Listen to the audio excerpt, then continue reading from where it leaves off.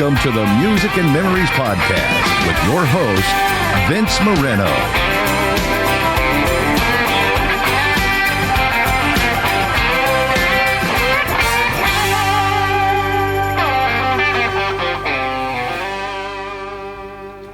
All right, welcome, folks, to another episode here of Music and Memories with your host, me, Vince Moreno. Hey, we got a fun one right now. I'm sitting here with the head of the Tippin household, the brains of it all, and the beauty of it all, Mrs. Thea Tippin. Hey, Hi, Thea. Vince, hey. Thanks for sitting down with me on this thing. Great to be here. Oh, I'm glad you're here. How in the heck did you end up here with me, sitting here at this beautiful home here? That's a great question. I came all the way from Great Falls, Montana. Great Falls, Montana. Back in 1980. 1980s. No, I moved because I was a singer, and I was either going to L.A., New York, or Nashville. And Did you grow up singing in like in church and stuff like that, or in... I just sang my entire life, not necessarily in church. I was raised actually in a Greek Orthodox church. Everything was Greek. I mean, it was Greek to me even, but everything's Greek. Yeah, it was very Greek.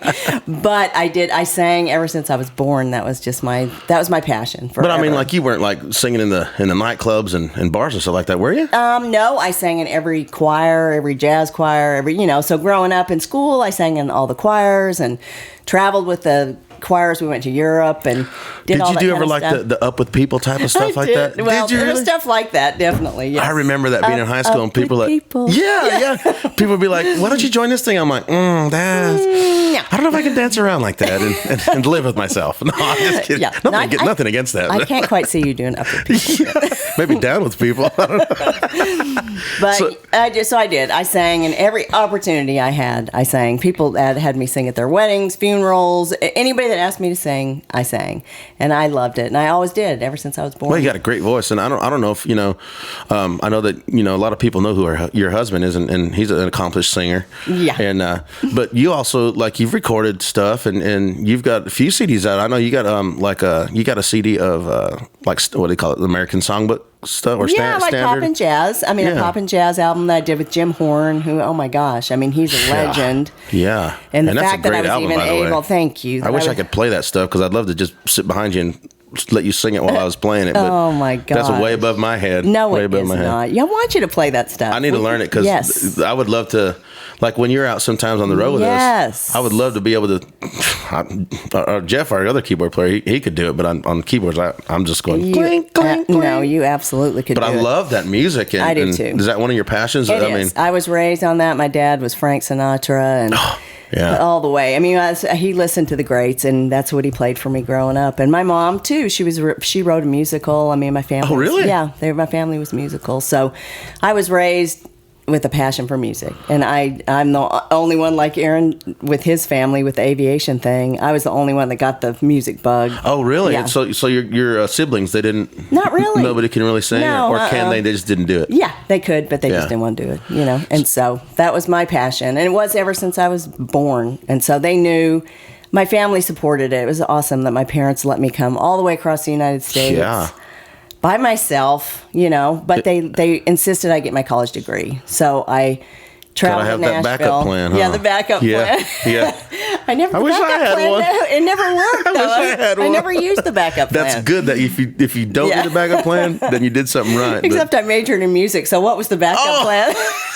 Wow. Not really sure. You set yourself up to fail and succeed at the same time. But they were just, it's always amazing to me that when I think back that they let me come all this way by myself. Yeah, that's pretty scary. It is scary. It was very scary. I didn't know a soul. Not a soul. Did you grow up with, like I know when I was growing up, my mom would have like Herb Alpert playing on on a certain day of the week, and then my dad would have like Mexican music, mariachi stuff playing on Sunday morning, and then my mom would have Johnny Paycheck, the local country station, playing. So I grew up with like all kinds of different genre of music. Is that how your household was? Absolutely. There was no music I didn't love or listen to. Honestly, I mean, I'm still like that. I listen to everything. Yeah. Love it. The only thing I can't really listen to a lot of is classical. For some reason, I just kind of get, bored with it, or maybe because above my head, I don't know. I don't know. I mean, some of it's beautiful, but I'm with you. It's not something I sit and listen to. It's not a passion for me, but yeah, every other. I mean, even like rap and metal and rock and country's, of course, my moneymaker and my passion. I love it, and I love singing it. But I like singing some Earth, Wind and Fire every now and then and stuff like that too. But I think if you're going to be a rounded musician or singer, you kind of have to not just be with blinders on and have that one. Genre. I mean, do you agree? It's all got its amazing things. Each one type of music, and it's been so cool with Tom, our youngest, now so musical as well. Because he was born around it. And of course, we have Ted too, our oldest, and he is musical, but again, no desire. Well, yeah, I mean, he can run sound with us with Aaron, and he can play bass, but he doesn't have the passion. Just not the passion. No, he's an aircraft mechanic. That's his passion. Yeah. But Tom got it. He got the bug. And it's been so cool as he's been raised and him bringing so much new music to my ears. Oh, yeah. And it's like, God, it's kind of cool. I like that. Even that new stuff, and I miss him because he's not living at the house anymore because he's grown now. But oh my gosh, the music. Always there was music going and stuff. And I was always learning new stuff. That's so funny. I always say that too about my daughters, that they would always keep me up to par on what the new stuff was. And I was like, God, that's awful. But I know. some of it's like. But every once in a while you hear something, I'm like, that's pretty cool. Yeah, and it keeps me in the loop. And I'm like, I should be in the loop anyway, because if you're in the music business, you should be on top of things. But it's hard to stay up to be with. It is hard to stay up. If it's not your style that you like, whatever. Well, and they're just online and they're hearing stuff constantly. Yep. I mean, they're just playing. So I would hear all the new stuff all the time. And I love it. It's always on. Yeah, it's always on. And then it's so accessible now. I mean, you can get music everywhere and anywhere. Which is so cool. I mean, you can just say, Alexa, play whatever. So did you go to college in Great Falls or did you do it here in Nashville? I went for 2 years in Spokane, Washington. Oh, really? At Gonzaga, which now they're famous for basketball, but they weren't back then. It's a Catholic college, and I went for 2 years, studied music there. Like theory or everything, theory, vocal. I was a piano minor, vocal major. You had to do theory, all the stuff. Okay. Plus, it was a liberal arts, so you had to do everything: English, science, math. The whole. But it wasn't like music business. Like, I know that's a whole other world. No, right? And so that was not what I was getting, and I hated that because I was not. It's like I'm not going to be an opera singer, right? And that was kind of really the only thing that it was. They were teaching you opera, like you said, the classical stuff, which I liked that stuff and I enjoyed singing it, but I thought, this is not really what, but I got in a little jazz band when I was there. We played the clubs, we played around Spokane, Washington, but it was like, I don't really see this. Yeah. I mean, it's like in the long run. So I thought if I'm going to make a living in music and what I want to do, I got to move to LA, Nashville, or New York. New York, those are the three. That was it, and so I guess Nashville was the least scary of the three because I was going by myself, and I should have been a lawyer because I'm a great convincer, and my dad's a lawyer, so I convinced my parents. Why do you think it was the least of the three scary? Because it was the South? Maybe, just like New York is scary, you think about it. I'm from Great Falls, Montana, and LA's big and scary. Nashville was kind of a friendly, it was a big city, but it was not huge. And especially back then, it was not gigantic. Oh, it's not as commercial and city as it is now. But. So I said, I found out there was a commercial music program at Belmont University, which was brand spanking new. There was hardly anything in the United States like it, where they were actually teaching you to work in the real music business. You know what I mean? And instead that should just be like crazy. I mean, there was nothing like that, and it was on the cutting edge. It was very, very new back then. And I thought, gosh, I mean, I could, because my parents insisted I get my degree. So I convinced them, that there's this commercial music program. Yeah, I can actually work in the it's going to teach me how to work in the music business and all that. And vocally, the jobs that are out there, like singing on commercials and real stuff, making a living. Like making a living, right. The business part of the stuff that I wanted to do, And so they let me come. I just can't even believe it, even still to this day, now that I have kids and everything. It's crazy. I wish that anybody aspiring to be a singer, like it's almost like you have to get a driver's license to drive.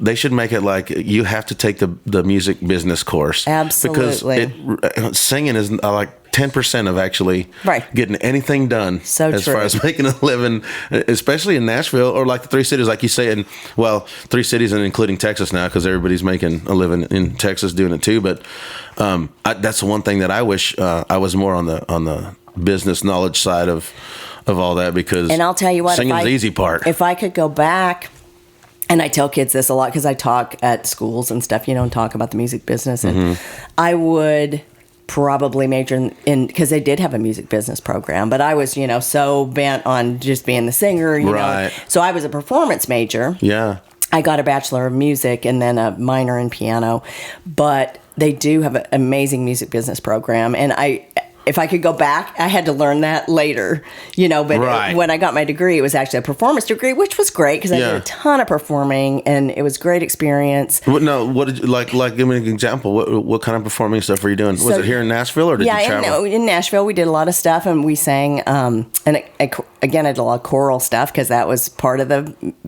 they made you very well rounded. So you had to do different genres of music, and then you also had to do a lot of choral things because that was part of it. I did some jazz choir things.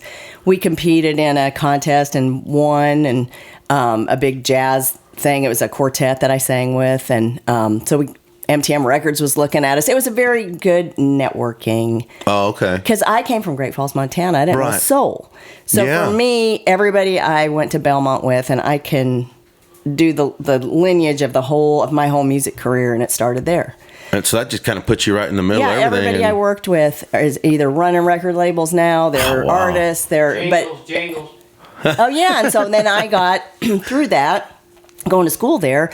My vocal coach was a jingle singer, and he recommended me to start singing on jingles. So there's money in that, isn't there? Back then, easy money. Yeah. Ha, ha, ha, ha, 4 bars, and then you're done. Well, but you had to sight read. You had to go in. So it was very stressful because, the ad buyer was right there sitting in the studio. Time is money. Yeah. They handed you a piece of sheet music, and you sight read the mezzo-soprano part. It was all written out. So you sight read. It was very stressful. And my game was sharp then because I was in music school, so I could sight read. That's one of the things they taught you. How to sight read. I wish I could. I'm jealous of that. It was awesome. I probably could not do it at all right now, but I could back then. And so then sometimes you got a solo line. If you got a solo line, that meant another huge check. Heck yeah!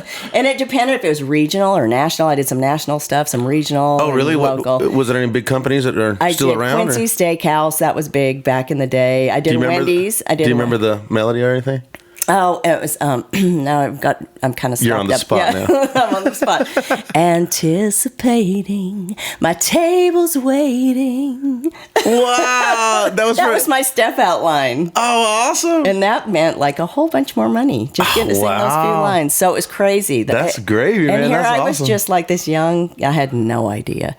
I just thought it was the coolest thing. I was just glad to sing. That'd be cool to do now. I was like, they're actually paying me to do this? Right. Are you kidding? Yeah. So, no, that was very cool. So I did a lot of that, and I did a lot of background vocal work. People hire me to come out and sing on, different things, or showcases. We did a lot of stuff at Douglas Corner, or, if somebody hire you to come sing on their showcase. Or So was that through that company you got all that work? No, that was through that college. Through the college? Well, that's what I meant, through the college? Just through networking, through meeting people there, and again, so I went to school with Trisha Yearwood.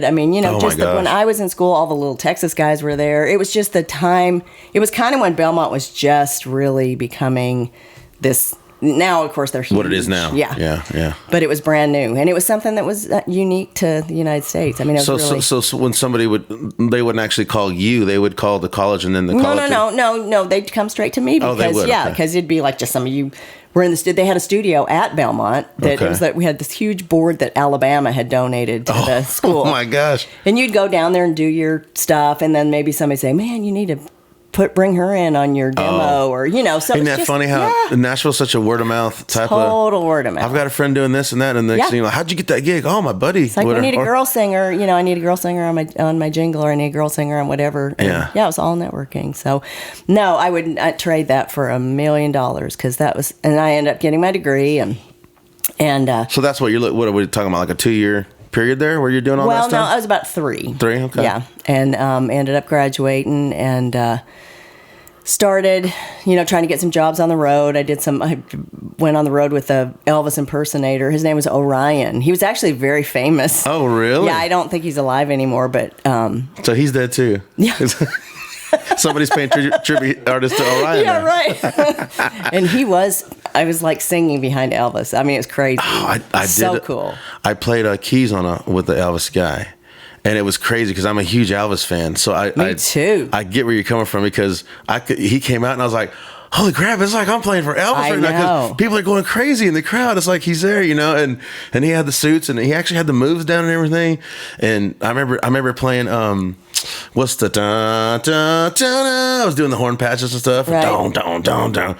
And he'd come back out in a different costume, and whatever that costume was, and I was like, dang, this is just like, and then we'd do My Way, and I'm like, God dang, I'm getting choked up. It's like Elvis is up here. I know. That crazy. Was the same thing. And he had followers like you couldn't believe. When we traveled in a van. When we'd get in the van, I mean, there'd be people just lined up behind, following him to the next city. And it was cool. I mean, just great experiences. That's when you know you're famous, when you have impersonators who have fans. Serious. That are like fans of yours. I mean, that's how famous Elvis was. That's crazy. No, and I was a huge, huge Elvis fan. Oh, me too. Yeah. Still am. Me too. So wasn't there a point, did you not work for Reba McEntire directly or for her company? Or? I worked for Reba.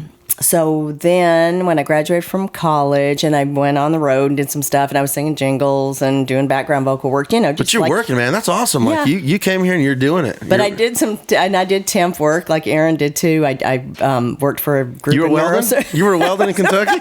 Let me talk about the beads that I did.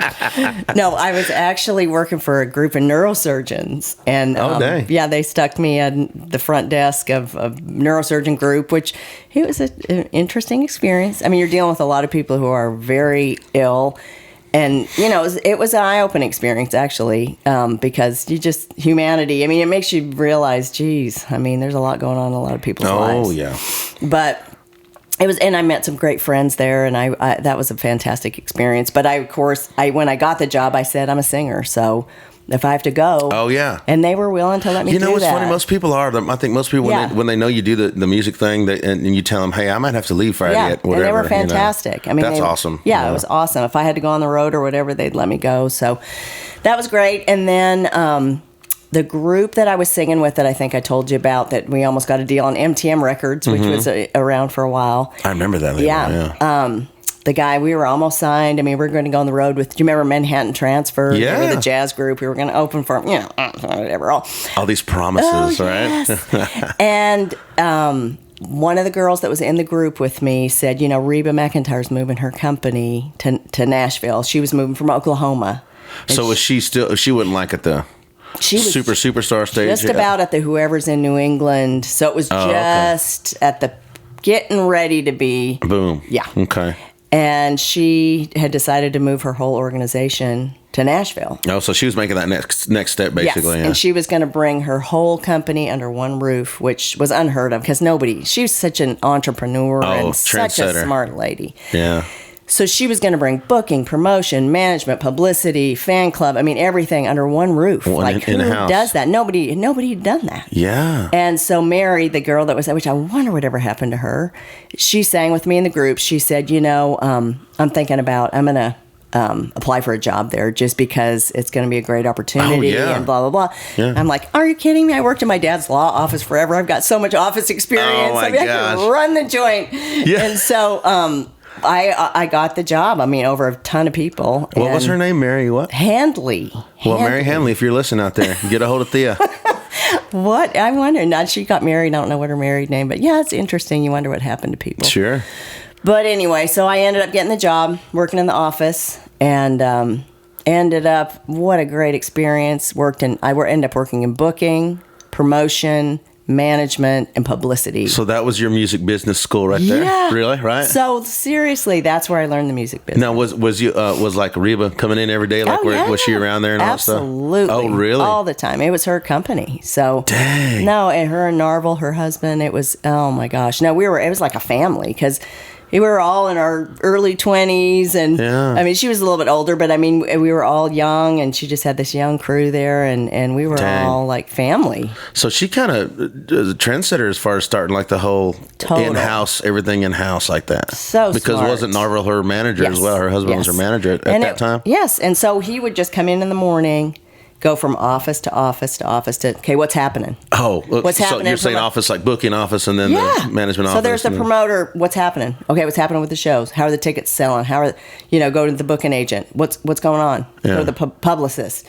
And everybody's right there instead of everybody in a different building and trying to get a hold of people. It was so smart. I mean, like, that's crazy smart. Like, why wouldn't everybody do that? And it was all Reba all the time. I mean, it was just all about her, and that's how she got huge. I mean, and then she went on to the huge buses and dancers buses and I mean, it was just gigantic. Big production stuff. Oh, the tour got huge. So she was a lot of her own like decision making and stuff. Is that right? Or, I mean, she wasn't being led around. I mean, she was. No, she's so intelligent. She's kind of like a Dolly Parton type of person, right? Absolutely. No, I thought the world of her. Honestly, I still do. I mean, did you ever get to sing with her or anything like that? Or did she even know you sang? She knew I sang. Yeah. I mean, it was always probably everybody there did, right? Yeah, right. It's like you walk a fine line. You know how that goes. Yeah, and they knew I sang and stuff. But yeah, So I should I tell the story? Tell it. Okay. Tell it. You don't need any permission. Okay, I'm looking over at my boss. Not my boss. I'm kidding. I'm the boss. He's asleep on the bar. You're fine. He drank some of that Aaron Tippin wine. Right. He's preoccupied. He's got your wife over there. It's all good. We got at least 3 minutes to kill. Make it quick. We can bleep that out later. And there goes our sponsor. Oh, yeah. Here, let's cheers to that. Let's cheers to our sponsor, Stonehouse Winery, Aaron Tippin Wine.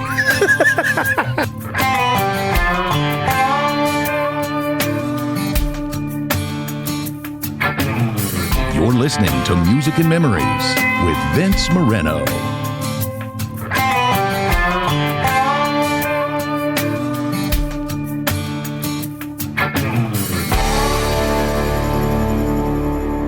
Okay, so you're getting ready to tell us a story here before we got off track we there. Choked up. Okay, so you asked me if I ever sang with Reba. Right. So yes, they did know I sang, and her husband saw me sing one night, actually, because I was doing moonlighting at night. I was still doing, I was singing at Douglas Corner and doing different things. So I was singing harmonies for a guy that Narvel knew, and he saw me out singing harmonies, and they were getting ready to get a new band together for the tour. So he asked me if I wanted to audition. And I said, duh. Yeah, where do I sign? Yeah. So I did. And, I mean, oh my gosh, that was the huge tour. Like, I mean, it was the dancers, and I mean, it was going to be just gigantic. Oh, wait a minute, let's back up. What songs did you get to, did they say, you got to learn these 3 songs, I want you to sing this part on it? So I had to sing with Reba, the harmony parts, and, you had to sing the part and with her, and then another singer.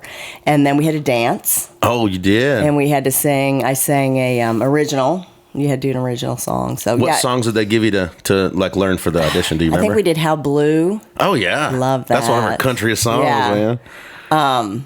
Oh gosh, it's been so long. But anyway, I'd have to look. Please don't say Fancy. No, we didn't know. No, that wasn't even out yet. That was before Fancy. Yeah. Okay. Yeah. Anyway, so did all that. Called back.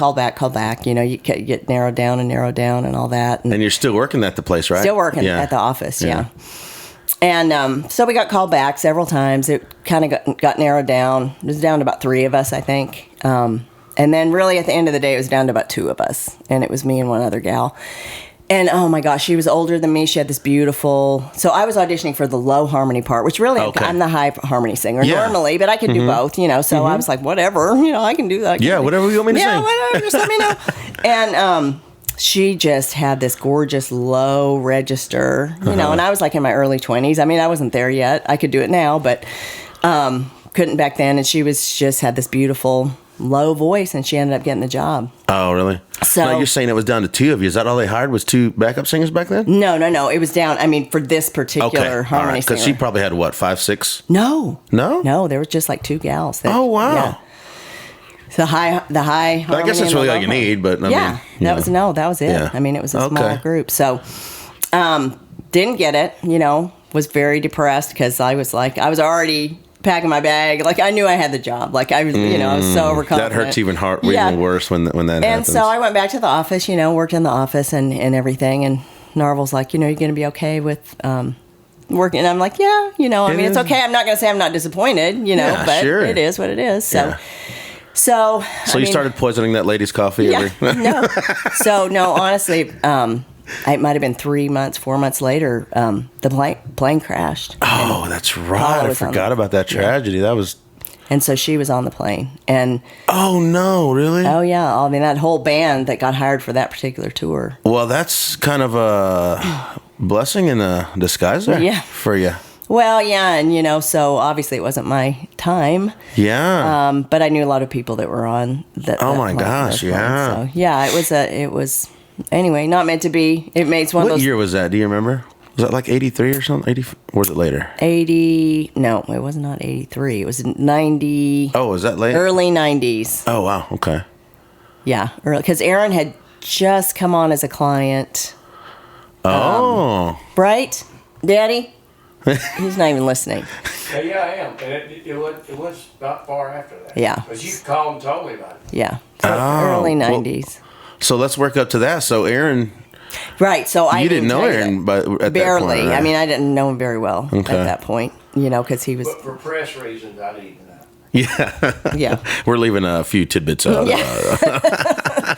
Anyway, so that was one of those moments in my life that... And I was so young, you look back now and you're like, oh my gosh, that was so divinely, not my time. I mean, that's crazy because then you go, well, I'm kind of glad I didn't get the gig at that point. And yeah. Dang, I mean, not to make light of that situation. No, but I mean, I just thought that was it. I knew that was the whole reason I got the job at Reba's. I knew that's why I was there. Mm-hmm. And then I didn't get it. And you're so questioning, what's and normally in life, you don't always necessarily get to see why things didn't happen, but I definitely got to see why that's retrospect right there, man. So anyway, so I had met Aaron when he came on as a client. They decided they were going to sign on other clients besides Reba, just to bring on some different... and was that like booking or was that management or... Both. Oh, really? Well, all really. I mean, all in the house stuff. And really mostly management. But if they could promote or book something too, better. But mostly management. Gotcha. Okay. So he came on as a management client, and that's when I met him. And he was all big and buff. He was all walking big in and with buff. his sleeveless shirts. He was parading around. And his jeans that were like 2 sizes too small. And no, I'm just kidding. He still got those. He does. No, he was so cute. But I just thought he was love at first sight when he came in? No, I thought he was just this cocky. Oh, snap! And I was like, oh. Did he woo you? He did eventually woo me. Yeah. It didn't take too long. Oh. He said, which way is the gym? And he flexed his arms. And you said, oh, it's this way. I'll show you. He was like trying to fit through my doorway, but he couldn't get his shoulder. Oh, man. That's awesome. No, but we ended up working together. And you know what? He reminded me of home, which is so weird because he's so Southern and I'm so Montana. I totally get that. And it was like he had a big skull in his back pocket, like every guy I knew growing up every had cowboy skull out there. And it was just, I was like, yeah, he's like such a man. Like I had not met many manly men, Mm-hmm. And I was like, dang. It's because he was a transplant too. That's why. He reminded me of somebody from home, and I think that's why we clicked. Because I just it's like nostalgic. You see some, like you said, the skull ring. You go like, oh man, I remember. Something about it takes you back to something like that. That's so funny. He just seemed, even though I could hardly understand him. So it's like now. Exactly. Nothing's changed. Bless his heart. I totally get that about that feeling of home, like you're saying with him, because he's so down to earth. Mm-hmm. And so that probably had to be one of the traits that you were like, oh my gosh, yeah, so real. Yeah. And I hadn't experienced a lot of that in the music business. I bet not. Especially working with such a big company like Reba's, you probably get a lot of, oh yeah, you're great, or just not fake people, but yes man, and stuff like that. Just not a lot of real. And he was so real. It was like, oh my gosh, so I realized quickly. Yeah, you can't judge a book by its cover. That's such a true statement, because I thought he was just this cocky buff. Yeah. Thought he was cool guy. And I mean, he was the most down to earth, as you know.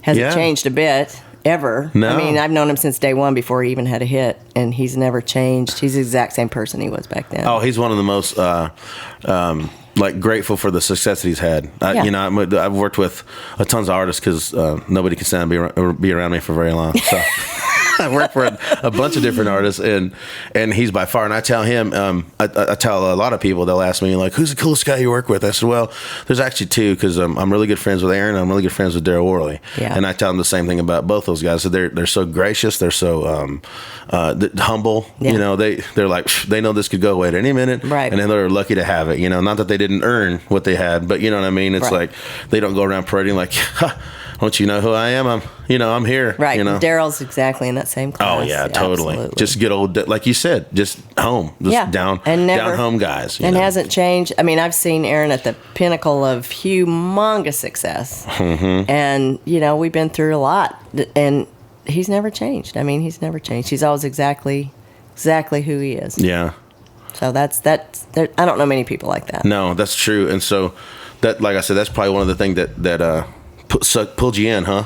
Absolutely. Sucked you in. Yeah. So sucked me in. So was that a problem? Like you guys, I mean, you're working there, and did you guys start dating, or was it under the covers type of thing? It was a little under the covers for a while. We just kept on he's the an low artist key. and stuff. Yeah, sure. We kept on the low down, and then we decided.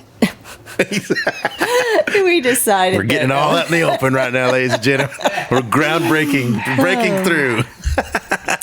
So, how long did this secret romance go on? Reba, if you're listening. We finally just decided, it was time to start our own company because we knew how to do it, and we just wanted to be independent, and just like, everybody wants to be. So I'd worked there for about 5 years, and in about 1994, maybe, we decided to start our own company. So we left there, not on bad terms at all. Still love Reba and love Narvel and all. Were you guys just dating at this point, or? We were dating and getting ready to get married because we got married in 95. Okay, I didn't know if you guys got married and then decided, let's do this. No, we had not married yet, but we were still dating. But we just thought, it's time to start our own. That's a pretty big commitment it was. to break out. I mean, because let me tell you, we had to buy a copier, a fax. I mean, like all these things, a refrigerator. Seriously, it's so funny when you start a everyday company. stuff, and you're like, oh crap, we don't have that now. Dang, we need toner, ink. Yeah, it's the ink, Sharpies, pencils. Crap, what are we doing? Oh my gosh, paper. Reba. Can we borrow your copier? She had like one of those state of the art. Oh yeah. It's like, dang. But this is probably like what Aaron's already had a couple. Radio? Has he had radio success at this point? I mean, obviously you want to start your own company. He's doing good. So he's already doing well. Good, yeah. He has. And so, we just thought, shoot, we're entrepreneurs. Let's well, give it you a whirl. probably learned a lot working where you're working. So you knew what to do. I did. And he had too. So we just thought we'll give it a whirl. Well, it's funny because he's always crediting you. I mean, everywhere we go, he's like, Miss Thea's the backbone of the reason I'm still around, and that's probably due to all the stuff you picked up there because, like you said, managing, booking, PR probably, and publicity.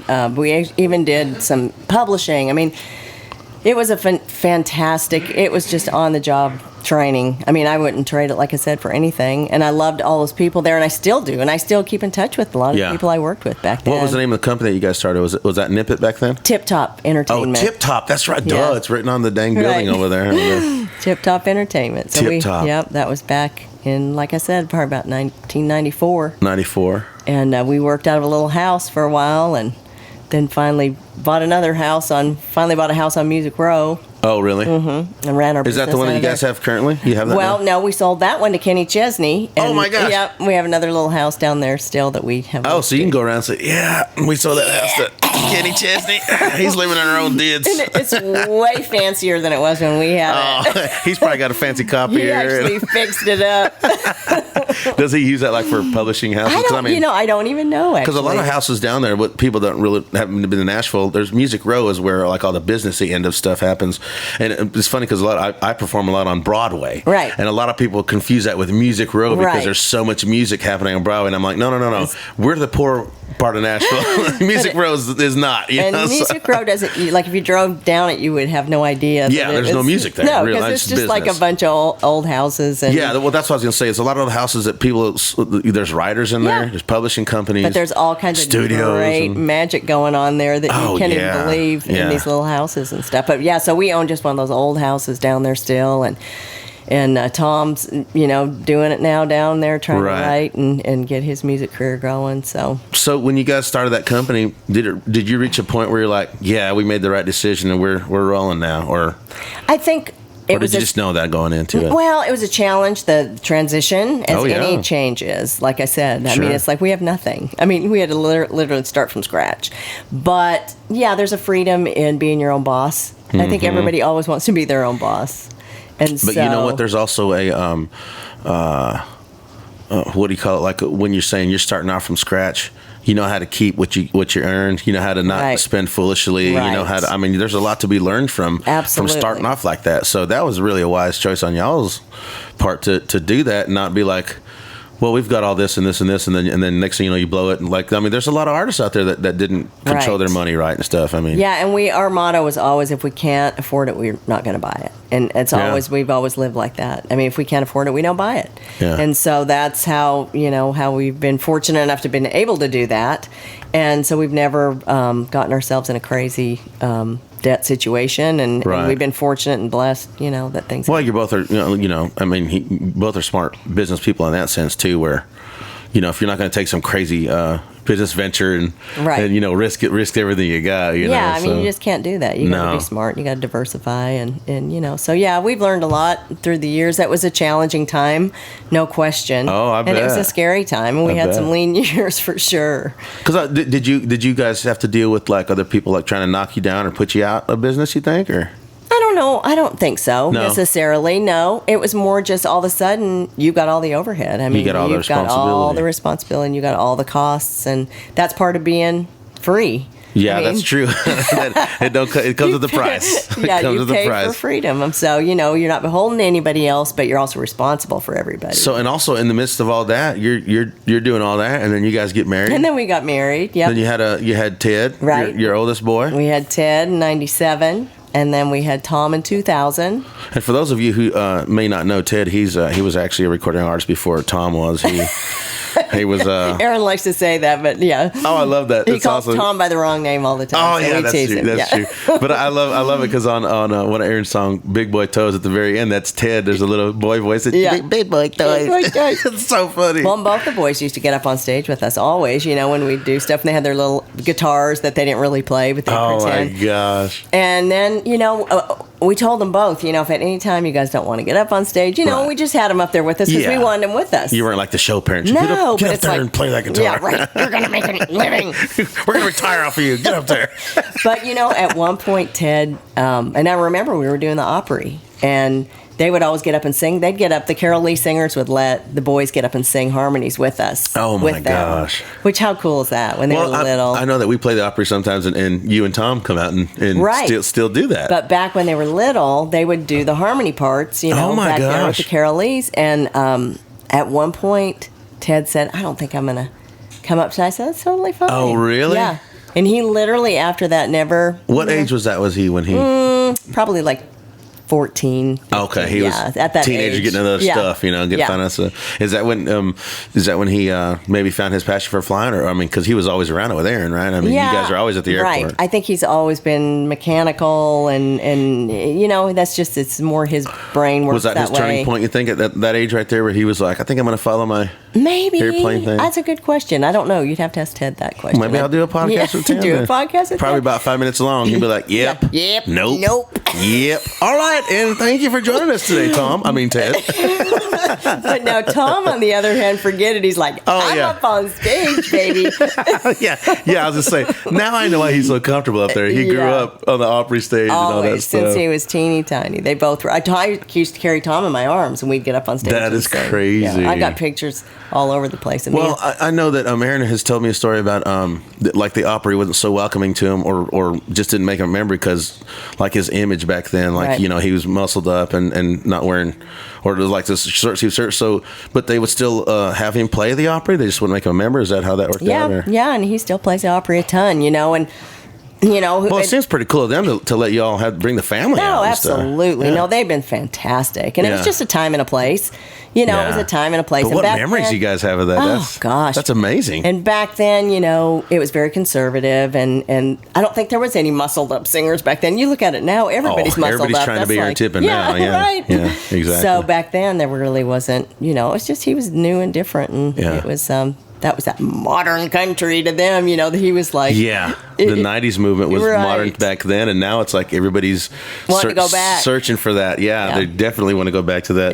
Yeah. So it's funny that you're bringing up Tom because you're on the management side of getting Tom's career going on. They call you the momager. I'm his momager, yes, I am. Mm-hmm. Well, I figure he can't afford to pay anybody, so I'm his publicist, his tour manager, his manager, whatever else. Mom, still being mom. Is there a fine line you find in between that, or is it just like, hey, we're just going to go do this thing? And yeah, I mean, sometimes it can get a little dicey, but no, he realizes that, he realizes it and appreciates it. I think, I think it's cool about him, like, a lot of offspring or whatever you call them, like, a lot of the superstars like Aaron is, they have kids and they either fall to the wayside or they go the opposite way and they find trouble or whatever, but some of them want to use the name that their family has built up, and it seems like Tom is really wanting to do his own thing and almost not like, I don't want to use what my dad's done to get me where I'm going. I want to find my own path. That's kind of what he's doing, I mean, he is, because he's very independent, and he wants to be his own man, and I love that about him. I mean, and he's got his own style of writing, too. I mean, it's totally different. Yeah, and he doesn't want to fall back on what we've done, which is great. Sure. I mean, he should do his own thing, and he is very capable. Otherwise, he'd be doing a tribute act to Aaron Tippin. Exactly. And really, that's not him, He can do Aaron Tippin as good as Aaron Tippin can, honestly. Well, maybe not quite as good. We'll edit that out. We don't want him hearing that. I know. I don't want to brag on him. He won't listen. Anyway. No, he's great. He's what is he, 18? He just turned 19. He just turned 19. Yeah. Okay, so and he's getting out there and doing that too. And we'll probably do a podcast, me and Tom too, somewhere down the line. I mean, honestly, he's been so lucky because he's open for the Oak Ridge Boys, Travis Tritt. He's been opening for Roots and Boots, and he opened for.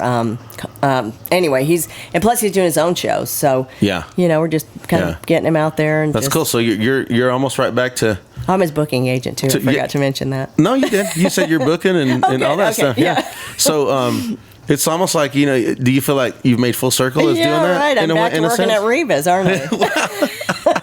No, but I mean that's kind of cool though. I mean, it's kind of a full circle thing where you're like, hey, now you're getting the other one off to. Well, it's awesome that I can use what I've learned to help my kids. Well, that's the thing. I mean, you're full of so much knowledge as far as the business goes and what to do. And so why is he not a superstar yet? Thea, what's going on? Yeah, good question. Are you holding him back? Are you holding him back? Well, what's funny is like since he was. Forever. I mean, he's sang since he was a little bitty thing, and he's always wanted to sing, and forever. Kind of like I was. Like I knew I wanted to sing since I was teeny tiny. My mom said she'd find me, and I'd have people assembled, and I'd be singing for them. Well, Tom was like that. Yeah. And I think he was on that Disney kick. Like he wanted to do the Disney, and he was like, really? he was hammering me. I want to, and I said, Tom, I said.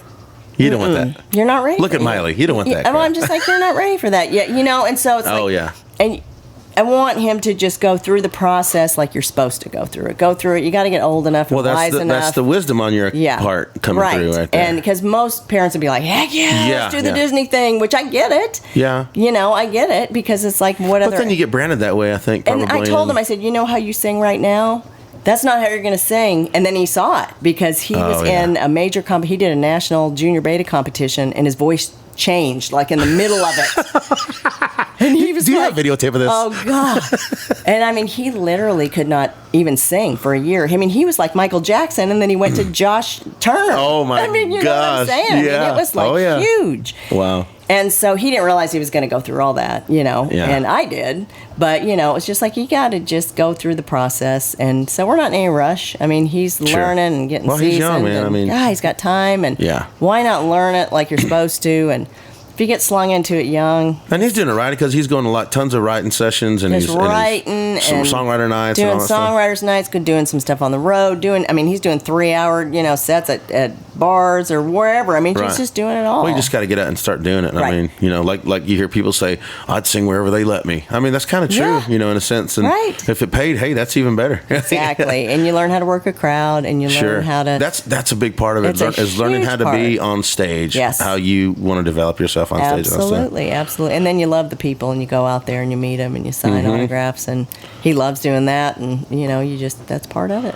Is there anything musically that you still maybe like I still want to do this as a singer? Yeah, I mean, miss singing. I mean, I do miss singing because I'm not singing as much as I should. Well, you 'Cause- should, because you got an awesome voice. Well, thank you. Beautiful voice. I miss it. I do. And so I don't know. I'd love to do another album.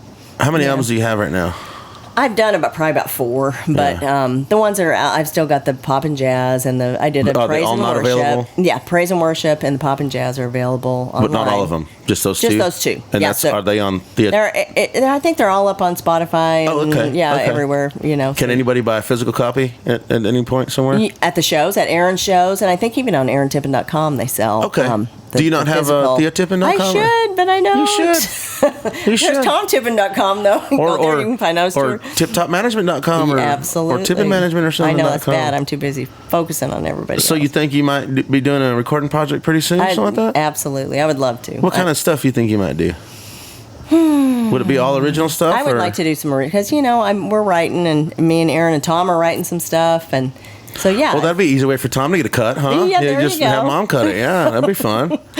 Yeah, I like to do original stuff, but I mean, I like so much different kind of music. I do have a hard time zoning it in on what I want to. I'm the same way. People are like, your one CD was all over the place. Like I did one when I was in coming out of just do high the school. stuff you love. And Yeah, it was awful because I was all over the place. I had one that was like a blues tune, one was really, really country, and then one was like, I don't even know what it was. Somebody's like, is that a disco song? I'm like, maybe. Maybe. It could be if you want it to be. But it was, I don't even talk about that CD because it's disappeared. But I'm the same way. It's hard to rein it in when It you have is. so much musical influence. It's hard to just go, okay, I got to do this. Steel guitar and fiddle Yeah. and 4/4 shuffle, and that's it. Yeah, it is hard. It is hard because I just love music, and so yeah, I don't know. I'm definitely going to do something else because I miss that. Do you have any other passions other than music? I know this whole family is a workout. Yeah. You guys are fanatically I'm big into working out. Yeah, and big into health working out and health, and so 7 days a week. I mean, we're up early and we go to the gym. That's first thing we do in the morning. That's just y'all's way of life. It is. I mean, because people like me, I'm like, I need to get back into the routine of things, and it's like there's no getting back in it. It's just like that's your way of life. It is, and I cannot imagine life without it because it's an obsession. Like Aaron said, it's an obsession. Yeah, it really, and it's funny because when I get into it, because I love lifting weights, I love going to the gym, but then I get off to a point where I'm like, I get so heavy that I'm like, I got to get there first, and then when I get there, I got to lift stuff, But when I'm into it, it's an obsession. I love doing it. I feel great when I'm doing it, and all that, and I need to get back into it. Well, and it's why I try to never get away from it too much because yes, it is really easy to do that. And when I was younger, I like in my junior high years and stuff, I was kind of heavy, so Really? I dealt with a weight issue, but I made a choice at some point. Was that just because it's always cold in Montana? You got to keep that extra layer on? Keep a fat layer, absolutely. You're It's cold right now. That's why I'm this way. I like that excuse. That's a good one. But no, honestly, it was. I made a conscious decision at one point in my life, and I never wavered from it, and that's been. So, do you have like a strict daily regimen? Because I know, I'm out on the road with Aaron a lot, and I see how he's got a schedule. He wants to go to gym at this certain point, blah blah. Right. And sometimes I can join him, sometimes I can't, and I don't interrupt that, but. There's been times where I've been out here like turkey hunting, at your place, and you're out there walking, and it's like 6 o'clock in the morning. Is that an every morning thing for you? Yeah, I mean, every day it's a regimen. So every day I do my aerobic part, which is either walking the dogs or I'm on the treadmill or whatever. There's some kind of aerobic that lasts for probably an hour. That's first thing in the morning? First thing. And then I lift. And then you eat your one peanut or whatever. Yeah, I eat like a peanut. Or no, then I lift. Quinoa. I eat quinoa. Quinoa. That's not plural. That's quinoa. And then it's more walking. No, what is I do an aerobic session. It's either 45 minutes to an hour, and then I lift. Because I'm a small female, I got to keep my bones strong because we tend to small women tend to get osteoporosis and all that. Oh, so okay. I really try to keep my bones strong. So I do a weightlifting session for 30 to 45, and I do a couple body parts a day. And it's not so much to like get bigger. It's just kind of stay toned and stuff, and just to keep that muscle there. At some point, though, I've thought about doing a competition because I never have, and I think I could. Oh yeah. And I've run I've run 5Ks and stuff before. If you need any proof of that, just Google Thea Tippin legs. You'll see that. It would be fun to do just for personal. Achievement, like an achievement, or like Aaron always says, is like, I'm just doing it to see if I can beat my old record or whatever. So that might be fun at some point. That'd be a good goal. But no, more for me, it just makes me feel good. Yeah. It keeps my endorphins and keeps me happy. And I do, when I walk in the morning, it's my prayer walk, so I pray most of the whole time that I'm walking. That's awesome. And so I get, it's just an uplifting time of my day. Well, and you look great for 76 years old. You look amazing. So Thank you. Whatever that secret is. No, the reason I ask you that stuff is because, a lot of people that are just in the public eye, they see celebrity families or whatever, and they're like, how do they do it? So that's why I ask you that, because there's somebody listening that's like, do they always work at it? And you do. It's just real work. You guys work at it all the time. And like I say, it's a way of life. It's not okay, we're going to work out for 6 weeks. No. It's like, that's the way y'all live. If there was a magic pill. I can't stand it. I hate you guys. If there was a magic pill, it would be awesome, but there's not. There's not. It's just discipline and it just, you make a part of your day, and it's not even, then it doesn't even become a negative. It's just, I look forward to it. Right. Because that's like my peace time, honestly. It's your time to yourself that you can work out problems. I come up with song ideas. That's where I came up with He Believed. I was on the treadmill. I know the story very well. And so, honestly, that's where I think my brain goes. And because your mind is clear and you can come up with all kinds of stuff. And it's funny, you see people at the gym now, everybody's on they got a cell phone stuck in their face. And it's like, I know. If I have it on me, I'm listening to music or whatever, or listening to stuff I got to edit like this, this podcast I'll have to listen to. But that's a great thinking place, and like you say, when you go for your morning walk, and you guys live out here in the woods out here in Tennessee, so it's just so peaceful. That's like meditation right there. It is. That's awesome. It's fantastic. I couldn't live without it. And then you do all that all day and top it off with some Boda Box wine. Aaron Tippin wine. Top it off some Aaron Tippin wine. That's a perfect day. Clink right there. I don't know how you can end a podcast any better than that with a sip of wine. Let's cheers. You can cheers it right on the microphone. Ding. Oh, yeah. Thank you so much for sitting with me, Aaron. Thea Tippin. Yeah, well said, Mrs. Aaron Tippin. Thea Tippin, ladies and gentlemen. Well, I was going to say, go find her at blah.com, but... Well, you can get on iTunes or, all those places my music's there. Yeah, definitely look up her music because it's awesome. And one of these days, me and you are going to sit down and just jam because I love the stuff you sing. And I want you to learn it so we can sing it. Okay. Do All right, that's going to be my homework. Okay. That's going to be my homework. But all right. For now, everybody, thank you guys for tuning in to this episode of Music and Memories. And get out and copy this link and share. Get on SoundCloud and follow me on there. And let's get this thing worldwide so that I don't know, I just feel important, I guess. So I can have more guests like you guys, like you, Miss Thea. Thank you, guys. Thanks for joining us for the latest installment of Music and Memories with your host, Vince Moreno. Visit vincemoreno.net for show dates, music, and more.